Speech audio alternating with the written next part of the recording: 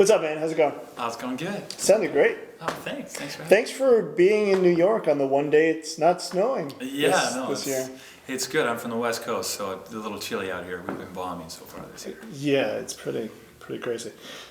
Talk to me about, thank you for playing those three songs. It's always nice to celebrate Wednesday with some uplifting music that makes me want to fall in love. I'm married, so I don't know how that's going to translate on camera. But so talk to me a little bit about those, three songs specific, and then,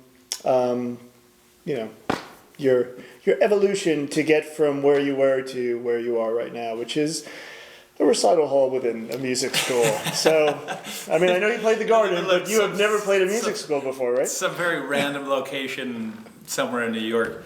Well, I guess I'll start just by talking a little bit about those songs. All I know is a song that I fell in love with when we were searching for material for my debut record, which just came out on October 22nd, by the way. I like how you work that in. And it's a song that was written by Jimmy Webb in the 70s, and then it was done by Art Garfunkel as well, and no one's touched it in a very long time, but it's lyrically and musically a strikingly beautiful piece of music that really resonates with me, and I've always been an appreciator of classic sounding music, and I think that it's just got the perfect sentiment for me as an artist. So I've always loved that song, and was blessed enough to be able to work with a great producer and piano player, Rob Buchanan, on that song too. So I love that tune. The second one was You Are the Song, which is probably my favorite song off the record. It's also my first single. And it's perfect for Valentine's Day, which I imagine by the time this goes up will have just passed. But the love will be totally dead, but in 2 days everyone loves each other, and then it goes back to the same old stuff. No, I'm kidding. But yeah, it's a song that I feel like it's a song that anyone with a romantic streak can relate to, because it's a song that just sort of speaks to that one reason that you have to kind of get out of bed every morning, something that literally puts the breath in you, And that one was, I got to do that one with Bernie Herms, and it's just a beautiful song, it's my favorite, and it's really important to me, and I feel like people. I was talking about how people relate to it, and I've had people reach out to me and say, I know the meaning of this song. This is a mother talking to her son, or this is a father talking to his daughter, or vice versa. And then, some people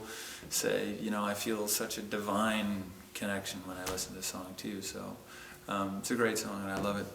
And then the other one that we did for you was Couldn't Ask for More. And that's a song that was written by a good friend of mine, Mark Masry, also a Canadian.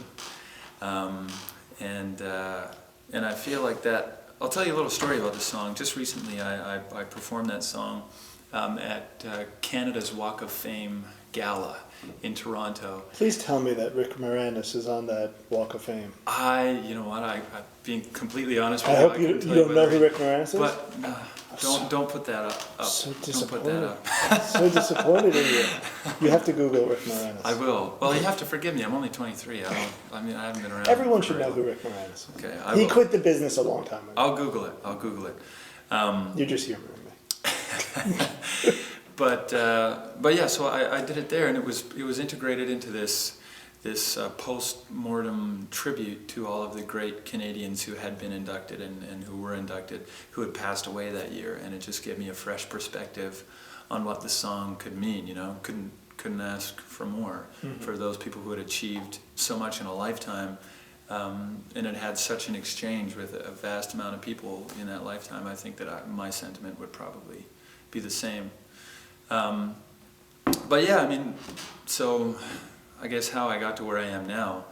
I grew up in a very small, remote community in northern British Columbia, which is up in Canada, a little place called Fort St. James, a population of probably 3,000 people. And when I was 15, my mom saw this advertisement for something called the David Foster Star Search in the local newspaper. I had no idea who he was, if I'm being honest with you at that point.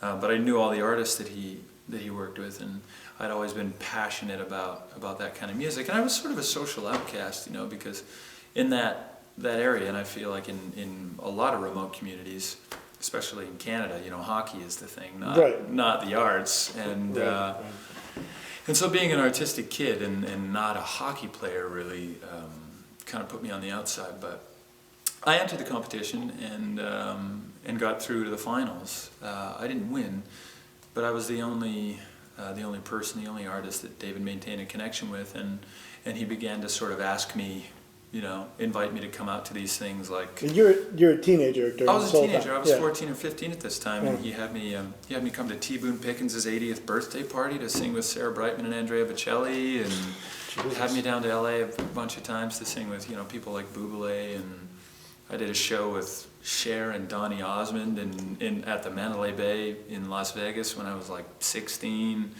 Your stories are totally crushing my teenage years. Aren't they? Oh man.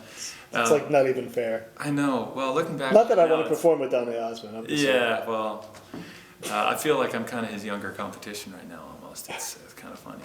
But it's definitely a pinch myself moment when I look back on that.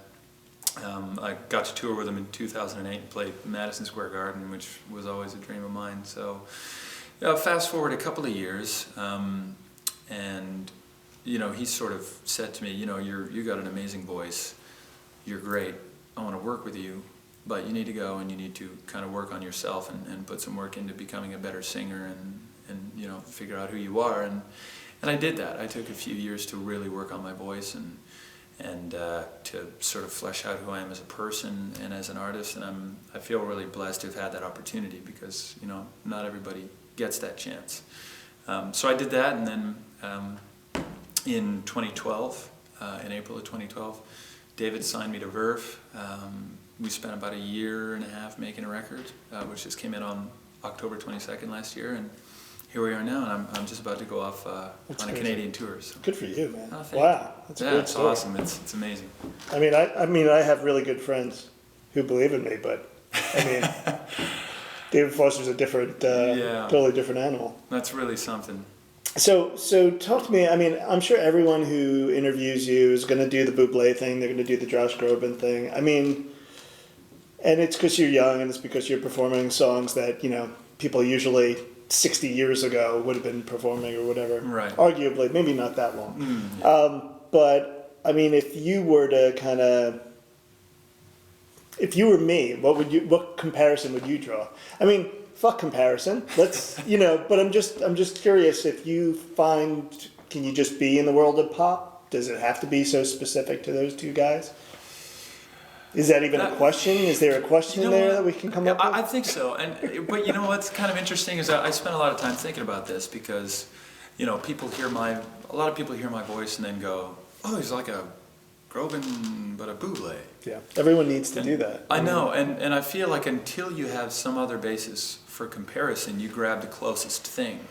And I feel like because of my voice, because of the fact that it's, you know, somewhere between a tenor and a baritone, and I have kind of a richness to my voice, which is a little bit like Josh, and you know, my music has a symphonic pop sort of backbone feel to it, that people are going to draw that comparison. But I think eventually as I move forward, my artistry and my path is going to become, it's clear to me, but it's going to become more clear to those people, you know, who listen to me, and I feel like that distinction between all of us as artists is going to be a lot easier for people because there's you know, nobody in my vein right now. There's not really anybody who does what I do, so it's sort of new for people. Yeah. Well, and the other thing is that the lines of pop music are so blurred now, which is just like, you know. The subgenres don't even really, for me, they don't even really exist. Really it's an artist basis. You know? Yeah. Yeah. So sorry for that question, because but you're going to get it from everybody. Of course. You know, it's just the nature of the industry. So I don't apologize. No, you like that? I'm not apologizing. You're a New Yorker. What are you doing? I'm rescinding. Yeah, I'm rescing that apology. Oh, no, I'm just kidding.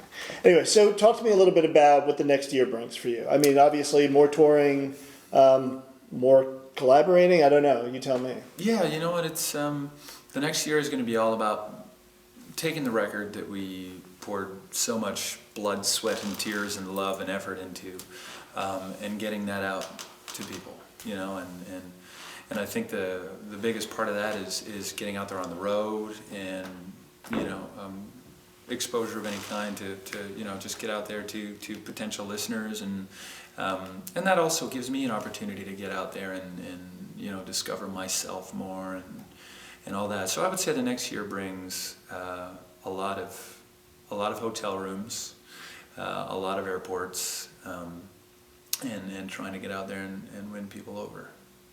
Cool. Well, that voice, man, won't be too hard. Thank you. You lucky bastard. Thanks. Awesome.